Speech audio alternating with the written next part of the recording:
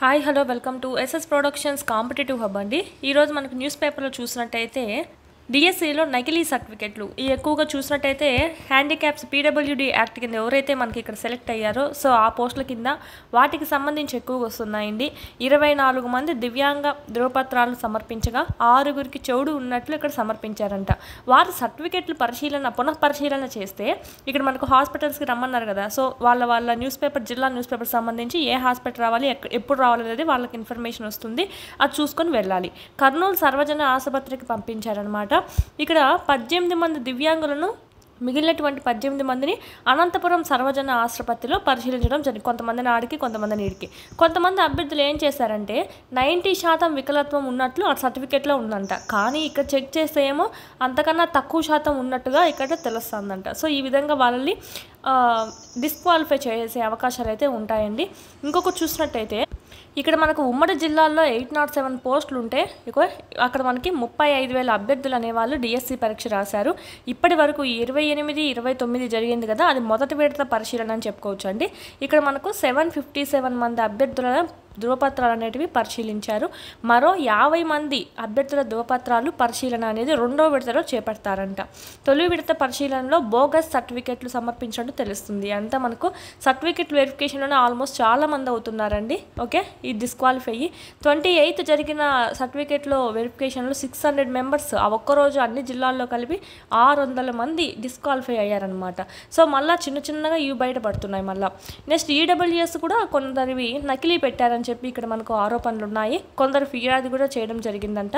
దీని ఆధారంగానే తహసీల్దార్లతో విచారణ అనేది చేస్తున్నారు మళ్ళీ వాళ్ళు. నెక్స్ట్ వ్యాయామ ఉపాధ్యాయ పోస్టులు ఎక్కువగా ఉన్నందున వాటిల్లోనే ఎక్కువగా ఈ నకిలీ సర్టిఫికెట్లు అనేటివి ఎక్కువగా ఉన్నాయంట. పోస్టులు ఎక్కువ ఉన్నాయని చెప్పి ఏదో సర్టిఫికెట్లే కనుక్కోర్లే అని చెప్పి పెట్టేసిన వాళ్ళు చాలామంది ఉన్నారు.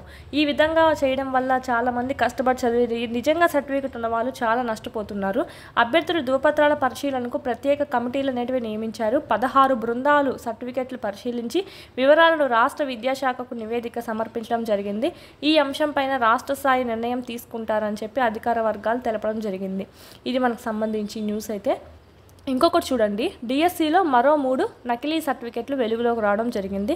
అనంతపురం సంబంధించి ఇది మనకు చూసినట్టయితే వార్త అనేది అందులో ఇప్పటికే ఒకటి అనేది ఆల్రెడీ తెలిసిందంట. కానీ ఆదివారం మరో 3 వెలుగులోకి రావడం జరిగిందంట. ఆదివారం కల్లా చూసినట్టయితే ఇక్కడ మనకు అనంతపురం సంబంధించి శ్రీ బాలాజీ పీజీ కళాశాలలో సర్టిఫికేట్ వెరిఫికేషన్ అనేది జరుగుతుంది అందరికీ అక్కడనే.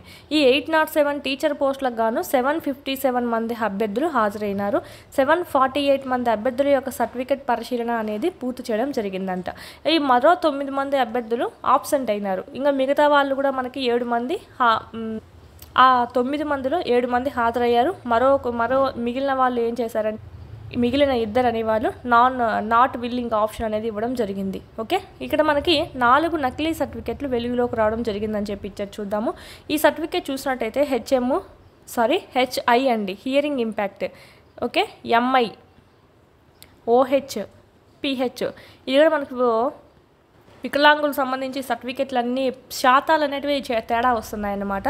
24 మంది అభ్యర్థుల సర్టిఫికెట్లను కర్నూలు, అనంతపూర్ ప్రభుత్వ సర్వజన ఆసుపత్రిలో తీసుకెళ్తే కాయపాటి నరేష్ అనే అతను చూసినట్టయితే 46 నుంచి 50% ఓకే విహెచ్ ఉన్నట్లు సర్టిఫికెట్ పెట్టడం జరిగిందంట. కానీ డాక్టర్లు పరిశీలిస్తే మాత్రం కేవలం 10% మాత్రమే ఉందంట విహెచ్. సో ఇట్లా మనకి సర్టిఫికెట్ వెరిఫికేషన్లో నిజము నకిలీ సర్టిఫికెట్లు అని చెప్పి ఇక్కడ బయట పెట్టడం జరుగుతుంది. అదేవిధంగా మనకి విహెచ్ అభ్యర్థి సంబంధించి జి అంజనప్ప 40 to 50% విహెచ్ ఉన్న సర్టిఫికెట్తో దరఖాస్తు చేసుకున్నారంట. కానీ డాక్టర్ చెకప్ చేస్తే కన్నా 30% మాత్రమే చూపిస్తుందంట. అలాగే ఇంకొకటి చూసినట్టయితే ఎంఐ సంబంధించి కె శ్రీనివాసులు 66 నుంచి 70% ఎంఐ ఉన్న సర్టిఫికెట్ అనేది అక్కడ దరఖాస్తు చేశాడు. కానీ అక్కడ చెకప్ చేస్తే కన్నా అక్కడ తక్కువ శాతం అనేది వస్తుంది. అలాగే నెక్స్ట్ పి సరస్వతి 51 to 55% ఓహెచ్తో ఉన్న సర్టిఫికెట్ దరఖాస్తు చేసుకున్నారు. డాక్టర్లు పరిశీలిస్తే కన్నా ఇలాంటి ఓహెచ్ లేదని చెప్పి వాళ్ళు ధృవీకరించారంట. చూడండి, ఇక్కడ చూడండి శ్రీనివాసులు అని ఆయన ఇక్కడ ఇంత ఉంది కదా పర్సంటేజ్ అని చెప్పి వాళ్ళు చెకప్ చేసి ప్రశ్నలు అడిగితే కానీ అక్కడి నుంచి పరారైపోయారంట సర్టిఫికేట్ తీసుకొని పరిగెత్తడం జరిగిందంట. ఇలా 4 అభ్యర్థులు నకిలీ సర్టిఫికేట్ల వెలుగులోకి వచ్చారు.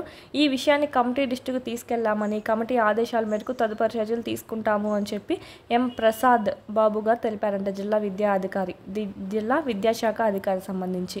ఈ విధంగా ఆ సర్టిఫికేట్ వెరిఫికేషన్లో చాలా సర్టిఫికేట్లు సరిపోకపోతున్నాయి. అందుకే మన కాల్ లెటర్స్ కూడా సోమవారం అన్నారు. సో చూడండి, చెక్ చేసుకుంటూ ఉండండి. ఇలాగేమన్నా వెళ్ళిపోయినవి ముందు కూడా మనకు ఫస్ట్ రోజు కూడా 600 పోయాయి. సో నెక్స్ట్ ఉన్న వాళ్ళు ఫీల్ చేస్తారు. సో ఆ విధంగా మీకు వచ్చే ఛాన్స్ ఉంటాయి. బార్డర్లో ఉన్న వాళ్ళు ఉంటే కనుక కంపల్సరీ చెక్ చేసుకుంటూ ఉండండి. సర్టిఫికెట్లు మీరు కూడా అన్నీ కరెక్ట్గా ఎత్తుకెళ్ళండి. ఏం పట్టుకుంటారులే కనుక్కోరులే అనుకొని చాలామంది ఇలా వచ్చేస్తారు. సో చూడండి, వాళ్ళు చాలా కరెక్ట్గా చేస్తున్నారు. సో అలాంటి తప్పులు మాత్రం చెయ్యొద్దు. నిజాయితీగా ఉండండి, మంచిగా మీకు రావాల్సిందే వస్తుంది.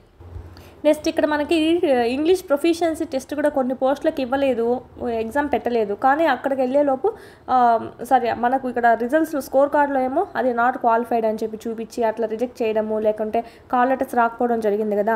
సో ఈ తప్పును అనేది గ్రహించే ప్రభుత్వము ఇక్కడ ఏం చేసిందంటే దిద్దుబాటు చేసుకోవడానికి చర్యలు అనేది తీసుకుంటుందన్నమాట. సో ఇక్కడ మనకి వాళ్ళకు కూడా నెక్స్ట్ ఇప్పుడు సోమవారం తర్వాత 2వ లిస్టు ఉంటుందని చెప్పారు కదా. సో అప్పుడు మీకు వదిలే అవకాశం అయితే ఉంటుంది, చూసుకోండి. నెక్స్ట్ మెరిట్లో ఉన్నా కూడా వాళ్ళకి కాల్ లెటర్స్ రాలేదు అని చెప్పారు కొంతమంది. సో వాళ్ళు కూడా పరిశీలిస్తున్నారు.